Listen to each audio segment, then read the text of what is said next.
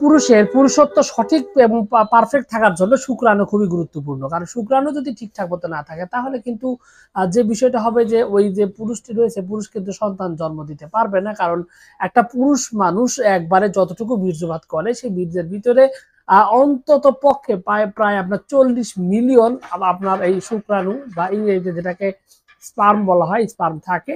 তো স্পার্মের মাত্রাটা যদি আপনার দেখা যায় যে আপনার অন্তত পক্ষে 50%, মানে 20 মিলিয়নের মতো যদি ভালো না হয় তাহলে কিন্তু ওই পুরুষ তাহলে কিন্তু দেখা যায় যে বাচ্চা জন্ম দিতে পারে না। এবং এখানে আরো কিছু বিষয় রয়েছে। বিষয়টা হলো এরকম যে এই যে শুক্রাণুর ভিতর যে শুক্রাণুটা, এই শুক্রাণুটা মূলত দেখা যায় যে মানে অনেক ক্ষেত্রে বলবেন যে ভাই এটা কি হয়, এখানে এটার সমস্যাটা কি থাকে। অনেক ক্ষেত্রে দেখা যায় যে স্পার্মের সংখ্যা বা এই যে আপনার শুক্রাণুর যে সংখ্যা এটা অনেক ক্ষেত্রে ঠিক থাকে, কিন্তু বাস্তবতা হলো যে এই ক্ষেত্রে দেখা যায় যে অনেক ক্ষেত্রে স্পার্ম গুলো মৃত থাকে, মরা থাকে, অথবা এদের যে সাইজ যেটা ঠিকঠাক মতো থাকে সেটা থাকে না, অথবা সন্তান জন্ম দেওয়ার জন্য যে পর্যাপ্ত পরিমাণ থাকার কথা সেই জিনিসটা থাকে না। এটার পিছনে আসলে অনেকগুলো কারণই রয়েছে, তবে ওষুধের কথাও বলবো এবং কি ওষুধ খেলে এই স্পার্ম গুলো বাড়বে সেটাই নিয়ে আজকের এই ভিডিওতেই, সেটাই মূলত আজকে ভিডিওর মূল টপিক। তবে এখানে আপনাকে আগে বুঝতে হবে যে আসলে কেন এই স্পার্মের সংখ্যা কমে যায়, এবং এইটা যদি আপনি না বুঝেন তাহলে কিন্তু আসলে আপনি এখান থেকে সমাধান পাওয়া খুব কঠিন। তবে এর একটা বড় মানে এই স্পার্ম বীর্যের ভিত্তি স্পার্মের সংখ্যা বা শুক্রাণুর সংখ্যা এটা কমে যাওয়ার পিছনে সবচাইতে গুরুত্বপূর্ণ এই মুহূর্তে একটা বড় কারণ সেটা হলো যে আসলে ইলেকট্রিক্সের রেডিয়েন্স মূলত দেখা যায় যে বিভিন্ন ধরনের ইলেকট্রিক যন্ত্র যেগুলো রয়েছে, স্মার্টফোন বা আমরা ল্যাপটপ ইউজ করি, বা এমন একটা জায়গায় থাকে যেখানে রেডিয়েশন অনেক বেশি পরিমাণ থাকে। এই রেডিয়েশনের কারণে দেখা যায় যে একটা পুরুষ তার যে স্পার্মের যে সংখ্যা রয়েছে এটা কম থাকে, বা এই স্পার্মের যে উৎপাদন সেটা ঠিকঠাক মতো করতে পারে না।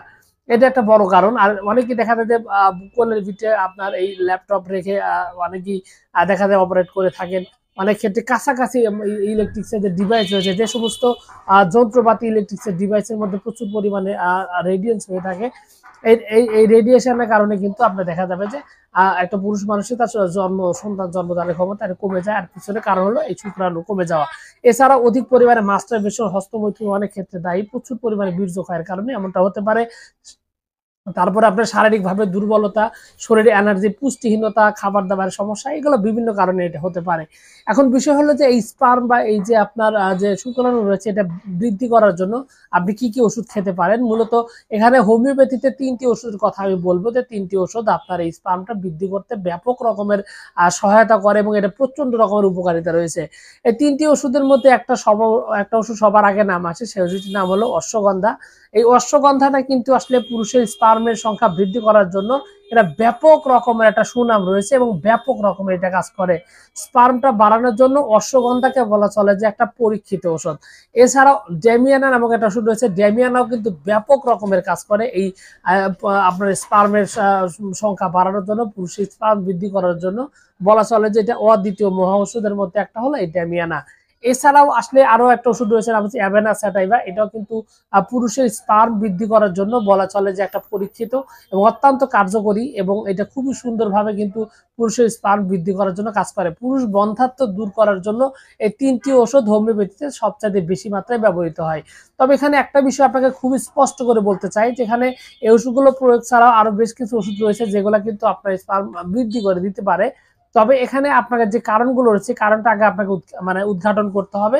আপনি যদি কারণ উদ্ঘাটন না করে আপনি যদি ওষুধ সেবন করেন তাহলে কিন্তু আসলে আপনি এখান থেকে বিশেষ কোনো উপকারিতা আপনি পাবেন না। এর পিছনে সবচাইতে বড় কারণ হলো যে আপনাকে আগে যে কারণে আপনার এই সমস্যাটি তৈরি হয়েছে এটা আবার অনেক ক্ষেত্রে কিন্তু শারীরিক, আমি এটা বলেছি যে শারীরিক কিছু অক্ষমতার কারণেও এটা হতে পারে।